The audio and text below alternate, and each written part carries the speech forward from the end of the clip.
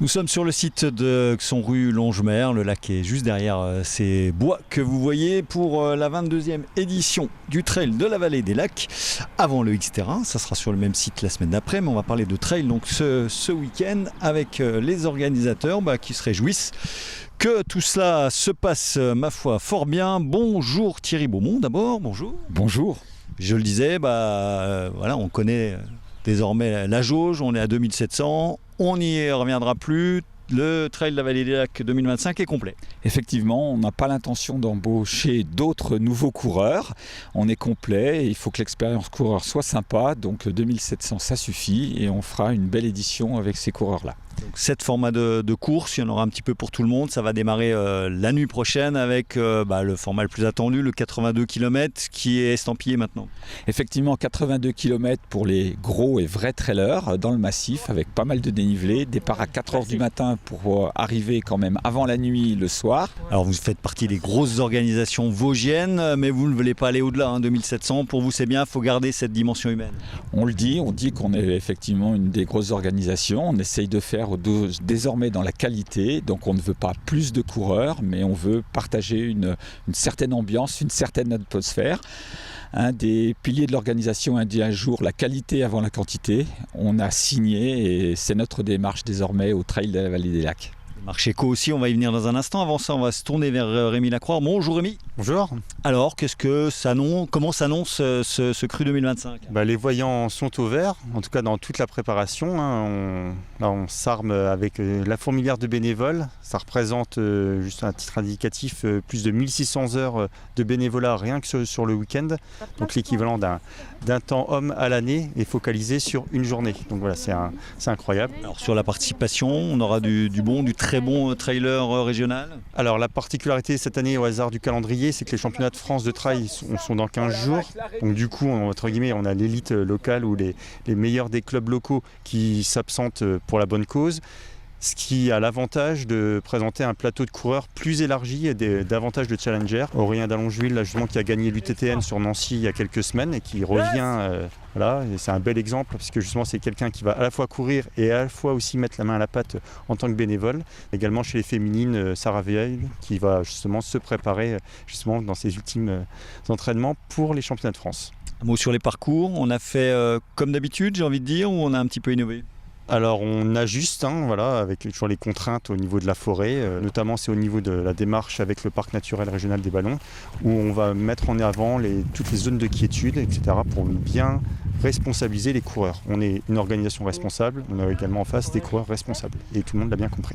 Avec des parcours sélectifs malgré tout, 82 km, il y a plus de 4200 mètres de dénivelé positif, donc il faut être bien entraîné, évidemment. C'est ça, c'est des parcours à gigogne, c'est-à-dire qu'on passe, chaque parcours est une aventure en elle-même, mais en passant du 13 au 82, en passant par le maratrail, et avec effectivement, comme des marches d'escalier, on a des coureurs qui reviennent chaque année en passant la marche supérieure, et effectivement il y a une belle marche, le passage du trail long au grand trail, qui est plus exigeant, effectivement ça on le précise, on est assez souple au niveau des parcours les plus petits, au niveau des barrières horaires, au niveau des calculs. Effectivement le grand trail, c'est un passage où justement là on sera sans pitié entre guillemets pour le respect à la fois pour garder une dimension sportive à l'épreuve et également par rapport à l'organisation et l'amplitude horaire des bénévoles.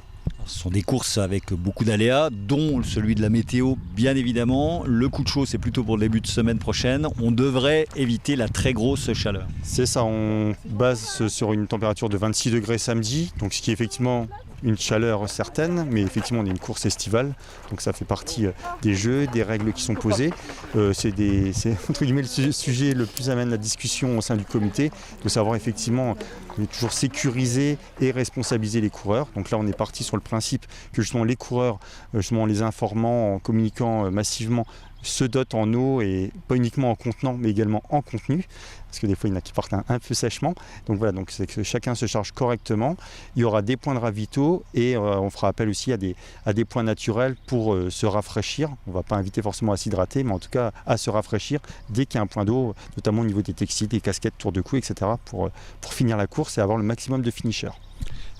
Merci beaucoup Rémi, c'est aussi une éco-manifestation, on va retrouver Thierry Beaumont. Tiens, il y a juste une petite récompense qui vous fait plaisir juste à côté de vous. Effectivement, il y a 3 ans, on a fait un choix fort, c'est de d'inscrire l'organisation globale du trail dans une démarche de responsabilité sociétale et environnementale. C'est un travail de longue haleine sur plusieurs années. On est accompagné, on est conseillé, on est audité.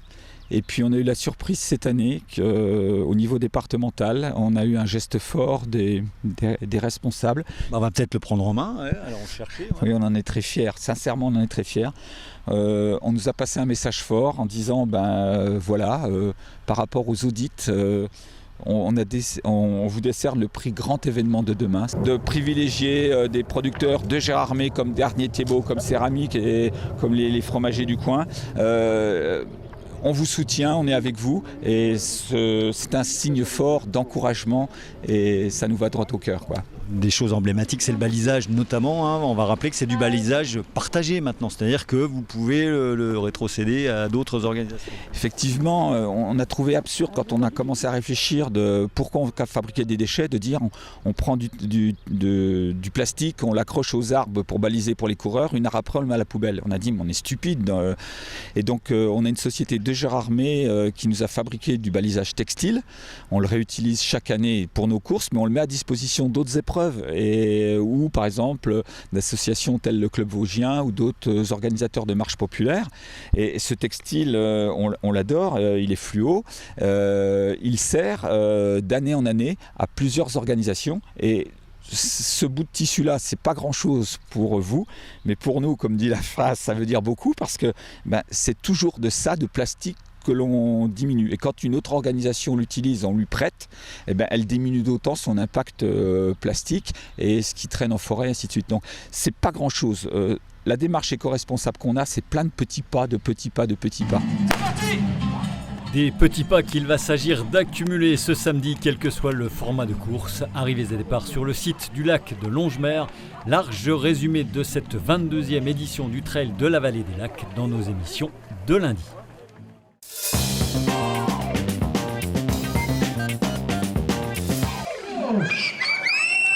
Dans le reste de l'actualité sportive, 2 autres rendez-vous course à pied nature. Tout d'abord samedi en fin de journée avec le 6e trail des Brûlés à Girancourt dans le cadre de la foire locale dédiée à la frite. Course jeune aux alentours de 15h, départ des plus grands formats, l'Ardente de 24 km et la Brûlante de 16 km à 18h, suivi à 18h30 de la Flamboyante de 9 km. Le lendemain, cap à l'ouest pour la Trace des Loups à Châtenois qui proposera 2 courses tout aussi vallonnées, 18 ou 10 km avec départ respectivement à 9h30 et 9h45, puis une marche populaire à 10h10, inscription possible sur place pour ces 2 rendez-vous. Également au programme ce week-end, l'Open Swim Stars de Gérardmer, 4e étape de ce circuit national de promotion de la nage en eau libre avec de multiples distances. Un tour complet du lac de la Perle des Vosges, soit environ 4,5 km à 10h, 2,5 km avec ou sans palme à 14h et enfin à 15h30, 500 mètres, 1 km ou relais 4 x 500 mètres. Faites votre choix. Enfin, la Coupe de France de saut à ski et de combiné nordique catégorie U15 fait étape ce dimanche au tremplin de l'Ichpa à l'initiative du club La Bressaude. L'épreuve sera également support du championnat de France. Premier saut officiel à partir de 10h30, petite pause avant l'épreuve de course à pied pour les combinards à 14h30.